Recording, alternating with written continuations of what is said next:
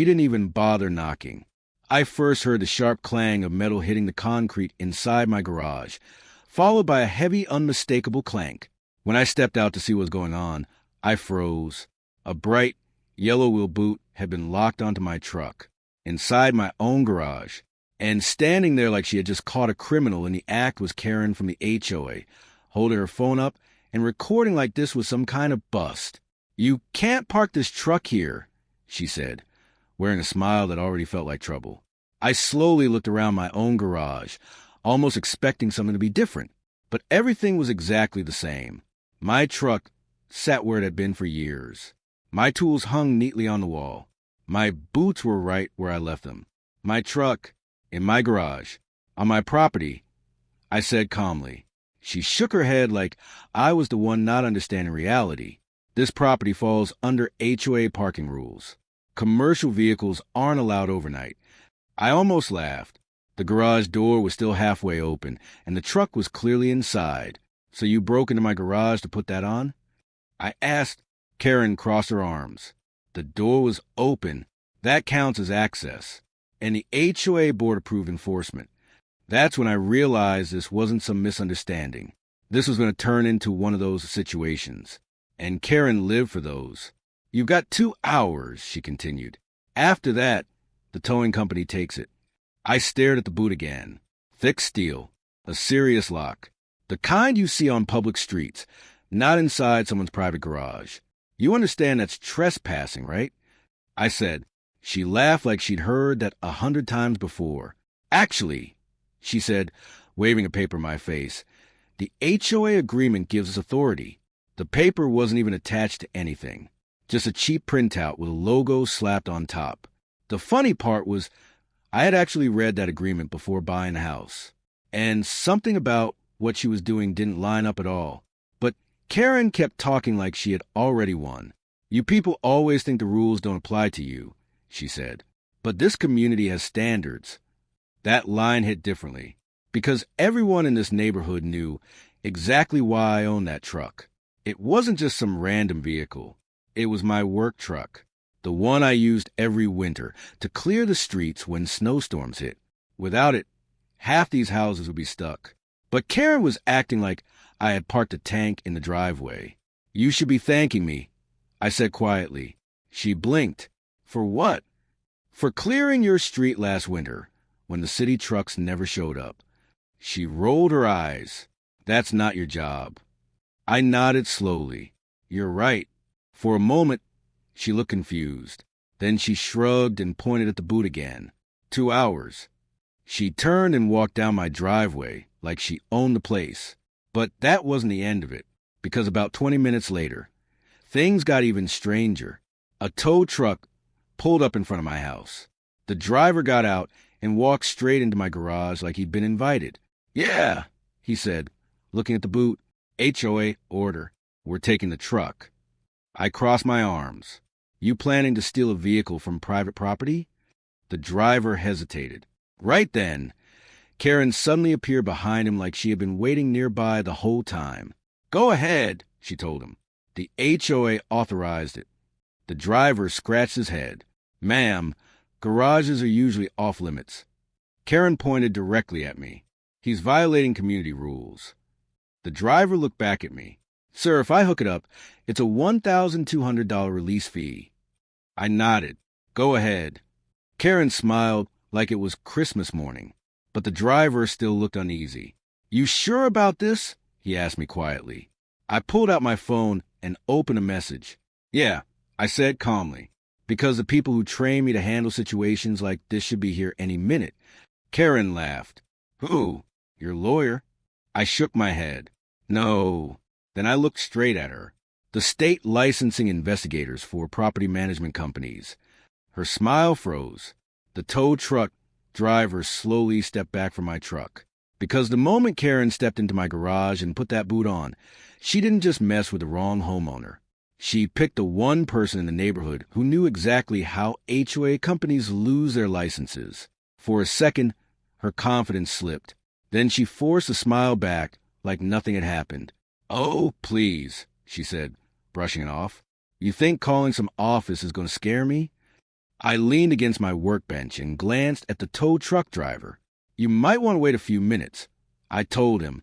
He looked between us like he had walked into something way bigger than he signed up for. Ma'am, are you sure this is legal? He asked her quietly. Karen's tone snapped instantly. I am the HOA compliance officer. Do your job. That caught my attention. Compliance officer? That was interesting because I had been to one HOA meeting since moving in, and that position didn't exist. The driver still didn't move. I just don't want trouble, he muttered. Karen pulled out her phone again and started recording. Look, everyone, she said loudly, like she was already posting online. Homeowner refuses to follow rules and is now threatening enforcement staff. I shook my head. You broke into my garage. I reminded her. The door was open, she fired back. Still private property. She rolled her eyes again. You people always say that.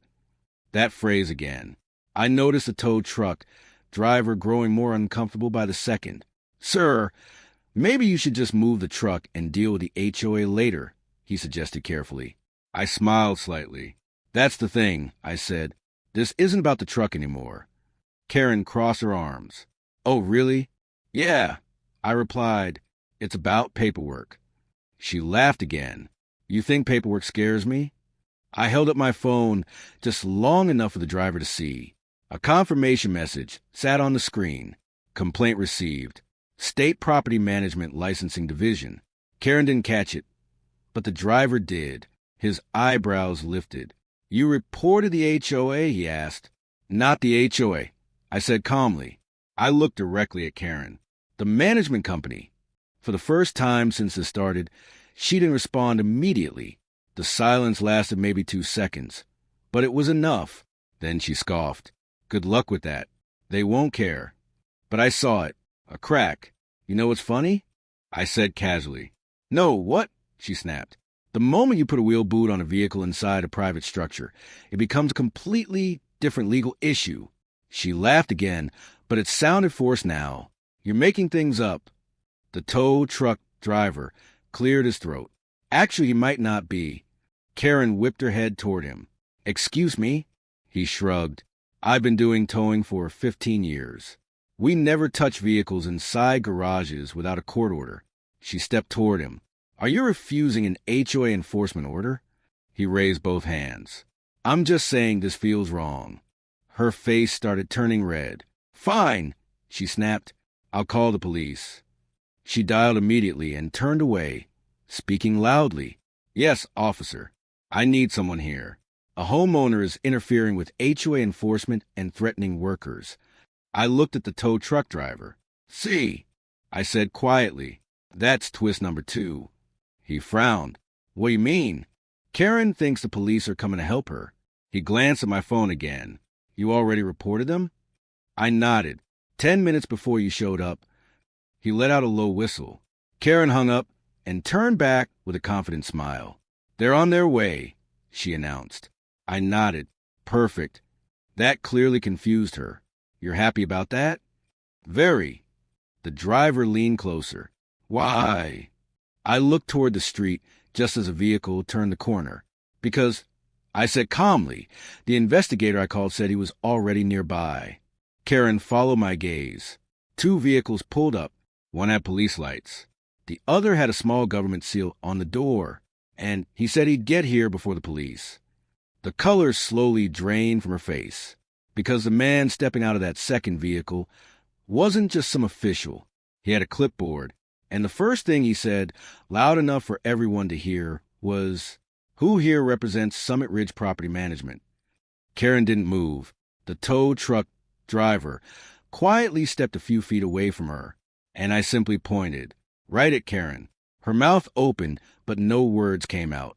The man walked slowly up the driveway, studying the boot, the truck, the scene. I'll ask again, he said calmly. Who represents Summit Ridge Property Management here? Karen forced a smile and stepped forward. That would be me, she said, suddenly much more polite. I'm the HOA compliance officer. The investigator raised an eyebrow. Compliance officer? Yes, she said quickly. I handle enforcement. He wrote something down. That's interesting. Karen tried to stay confident. Why is that? He flipped a page. Because according to state records, Summit Ridge only has 3 registered agents. He looked up, and your name isn't one of them. Karen froze. Well, I work under them, she said quickly. He nodded slowly. All right.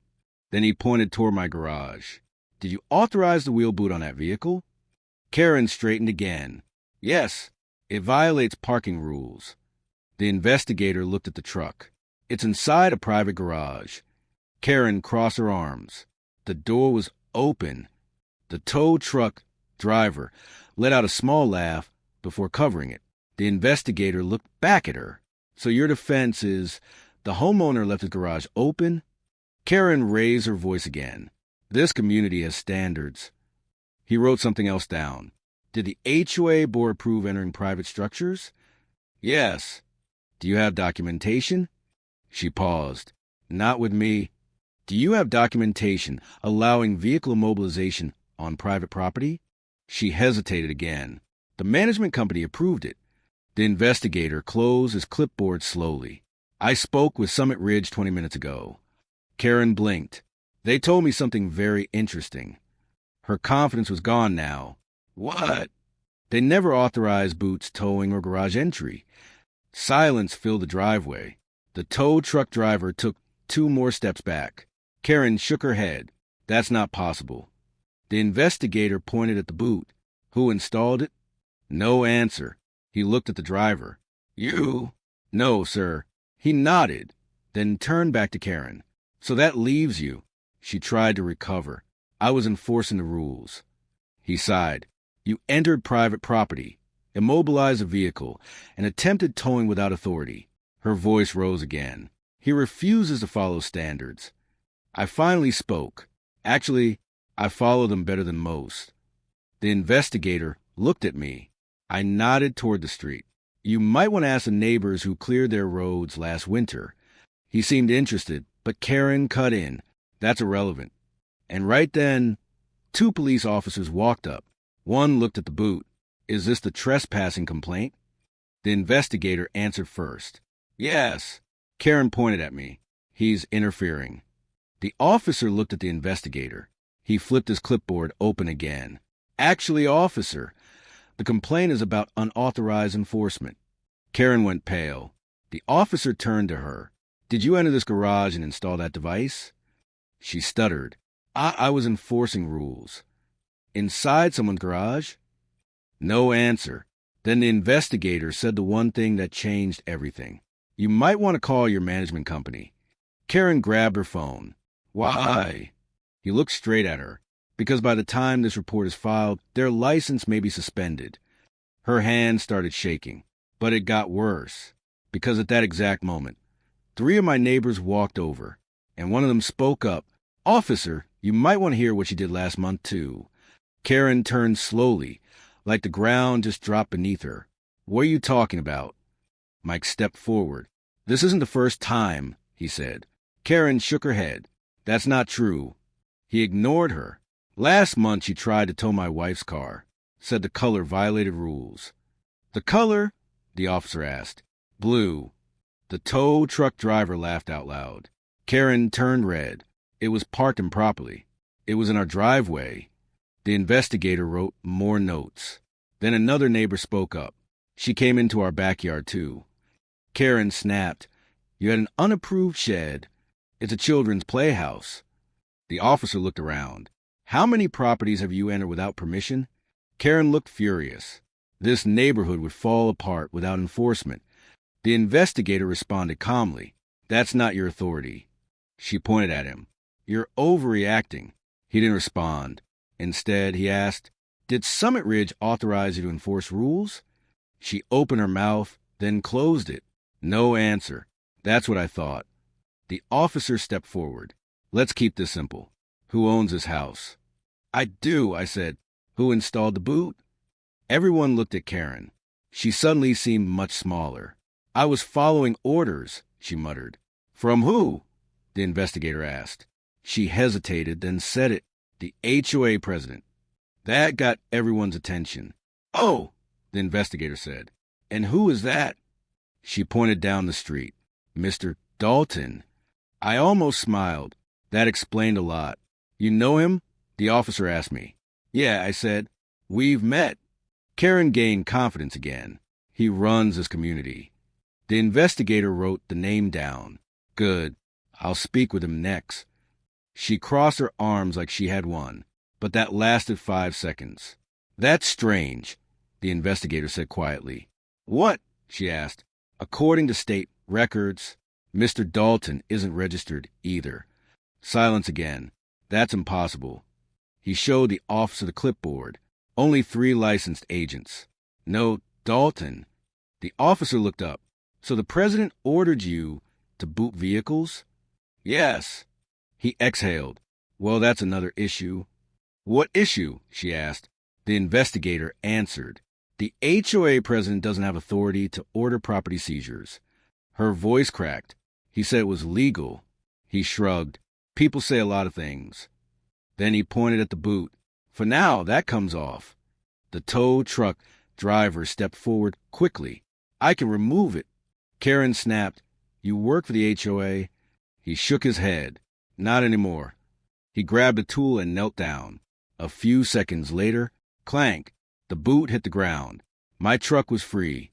He stood up, dusting his hands. Never touching HOA jobs again. Karen looked around, desperate. But it wasn't over. A black SUV pulled up. The investigator glanced at it. Well, looks like Mr. Dalton is here. Karen's confidence returned instantly. Good. He'll fix this. The driver door opened. An older man stepped out. She pointed proudly. That's him. But the moment he saw the investigator, his face changed. And the first thing he said made her stomach drop. Karen, what did you do now?